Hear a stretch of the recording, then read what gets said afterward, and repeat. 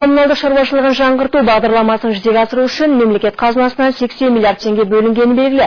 Қазір жер-жерлерде тозығы жеткен көп қабатты үйлерге күрделі жөндеу жұмыстары басталды. Кез келген шаруаның жүйелі әрі сапалы атқарылуы үшін ең әуелі ауызбіршілік қажет. Қарағандыда өткен кеңесте осы мәселе кеңінен пысықталды. Басқару мамандарының біліктілігін жетілдіруге арналған семинарда мемлекеттік орган, коммуналдық мекеме және пәтер иелер кооперативі қызметкерлері арасындағы байланысты нығайту жайлы талқыланды.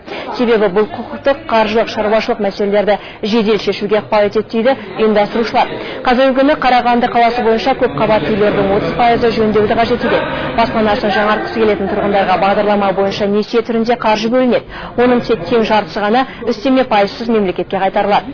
Бағдарламаға енген үйлердің шатыры, есік терезелері, жылу және су жүйелері, газ құбырлары, электр желілері толық жаңартылып, ауласы абаттандырылмақ. Сондай-ақ энергия көзін 30-40%-ға дейін үнемдейтін автоматтандырылған жылыту бекеттері орнатылады. Мемлекеттік басқару органдары, коммуналдық компаниялар және тұрғын үйлердегі пәтер иелерінің кооперативтері.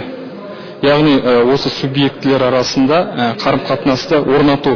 Ол қарым-қатынас бұл күнге дейін болған. Біздің мақсатымыз бұл іс-шараны оны одан әрі жетілдіру.